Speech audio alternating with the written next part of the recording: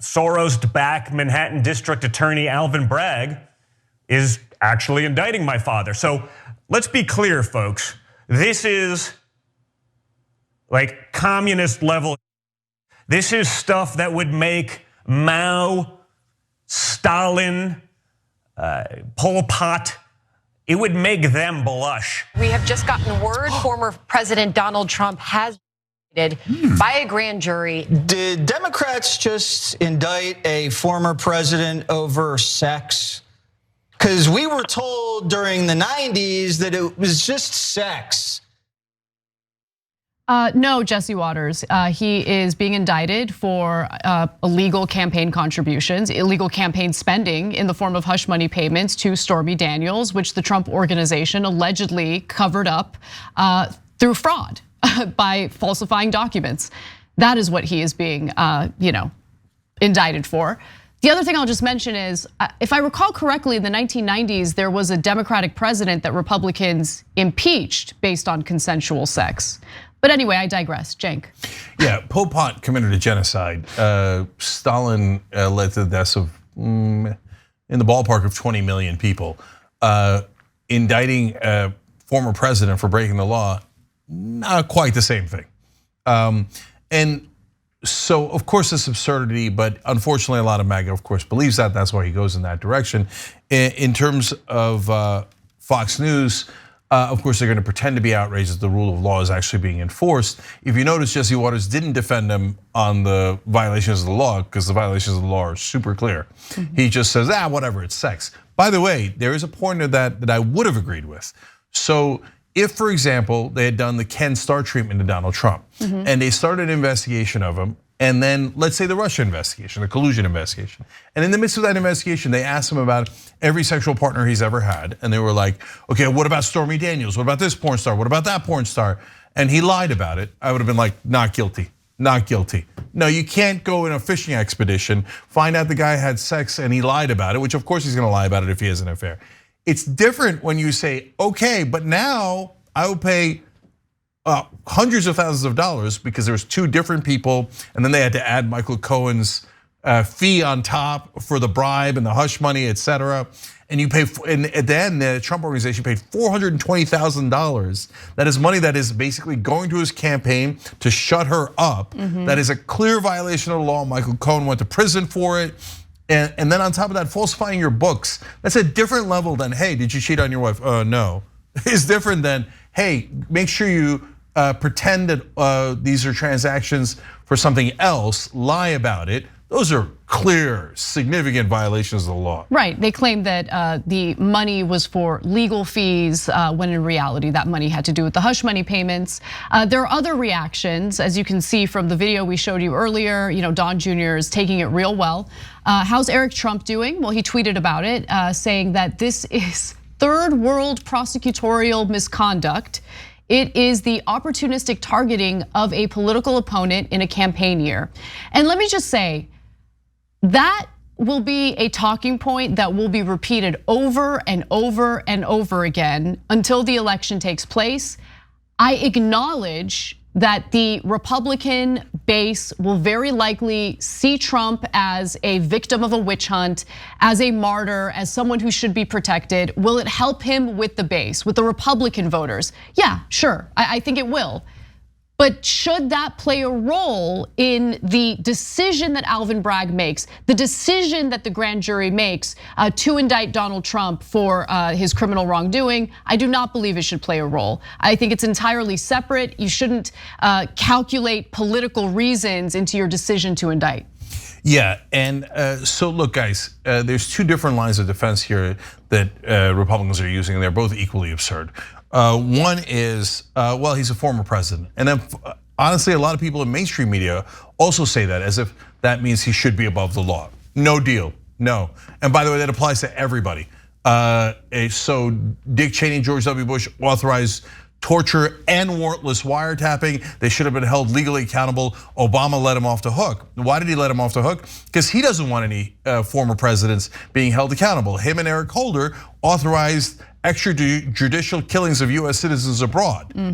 Okay, now if you say that in mainstream media, they'll eviscerate you, right? But they did, and it was awful and unconstitutional, right? That's why the powerful never want to be held to account. So we are consistent. We think everyone should be held to account. Everyone should abide by the rule of law. So that's an absurd argument that former presidents get to break the law. Secondly, they say, well, this is an insignificant charge. Well, okay, I'm in favor of charging him with all the laws that he broke. So in Georgia, he said to the person counting the votes, find me more votes. Even though the guy told him, there are no more votes for you. We did the count, we're positive. There are no more votes. He's like, so what, find me more votes. Yeah, exactly. Okay, so that is a massive violation of the law. That's Banana Republic. Matthew Sheffield, a reporter for TYT, will put the link down below in the description box to the article, wrote an argument, and an excellent one, saying, if you don't prosecute rich, famous, powerful people, then you become a banana republic because they can all break the law then, right? And so, and the number one crime that they should go after him on, and they should have been doing all along, is he organized an essentially a legal coup with the fake elector scam. And there is emails saying these are fake electors. And we'd like to replace the real electors with the fake electors. That's a goddamn coup. So if you want a serious charge, that's a serious charge, and they should pursue that as well. Now, Marjorie Greene has weighed in on this as well. As you can imagine, how could she help herself? She says, I'm honored to give a Lincoln's Day address in Gettysburg tonight. The irony of standing on the battleground when I found out President Trump has been indicted is profound. That's not profound and also not an irony. My president is innocent and the only one standing in the way of these modern day tyrants, just like our founding fathers did, to protect each of us from evil. Abraham Lincoln, also not a founding father. What am I gonna do with her? Just read more of her tweets because they're funny. Here's another one. Our side chants lock her up, and their side is going to get a mugshot based on a witch hunt. It's time to change that. Gloves are off. Wait, I don't get it. Like, you guys started by saying, let's lock up Hillary Clinton, and we don't care that she hasn't even been charged. There's no, that. By the way, like, you guys were ready to imprison your political opponents literally on day one, before day one. You chanted lock her up 1,000 times in the 2015, 2016 era. Now all of a sudden, you're like, oh, locking up politicians. They should be above the law. How dare they prosecute politicians who are better than us? Here, you know what? Let's lock them all up. Let's lock everyone up. Yeah. Okay, I have nothing against prosecuting a Democrat in power or an elite Democrat if they have committed a crime. Okay, we shouldn't have a two-tier justice system, and period. Guys, you said lock her up over emails that she brought to her house and had in a different server.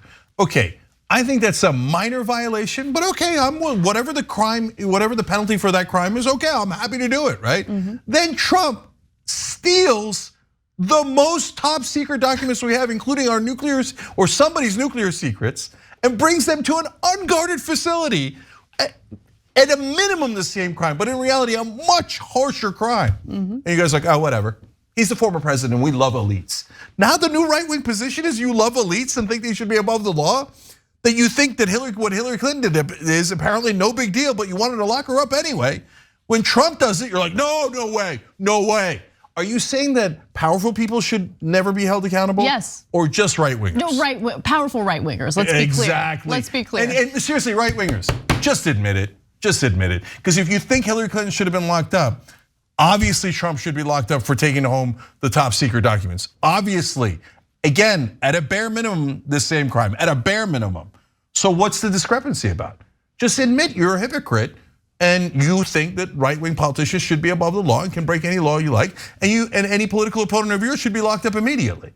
Okay, so spare me your garbage talking points. Ted Cruz weighs in and says the Democrat Party's hatred for Donald Trump knows no bounds. The substance of this political prosecution is utter garbage. Persecution. This is persecution, my bad, is utter garbage. This is completely unprecedented and is a catastrophic escalation in the weaponization of the justice system. Now, one bad thing that is gonna come out of this, the Republicans already wanted to lock up their political opponents and their media opponents.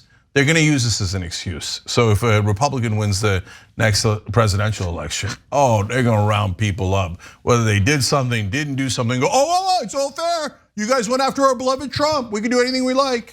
2 more from Dave Rubin, I can't help myself. The truth is, the New York grand jury indicted itself, which means nothing. It's such an unintentionally hilarious thing. And finally, you dumbass. Everything feels like a big setup. Wow, that's a big tweet, man. Big ideas, turn it up to 11 on that one. Thanks for watching The Young Turks, really appreciate it. Another way to show support is through YouTube memberships. You'll get to interact with us more. There's live chat emojis, badges. You've got emojis of me, Anna, John, JR. So those are super fun. But you also get playback of our exclusive member-only shows and specials right after they air. So all of that, all you gotta do is click that join button right underneath the video. Thank you.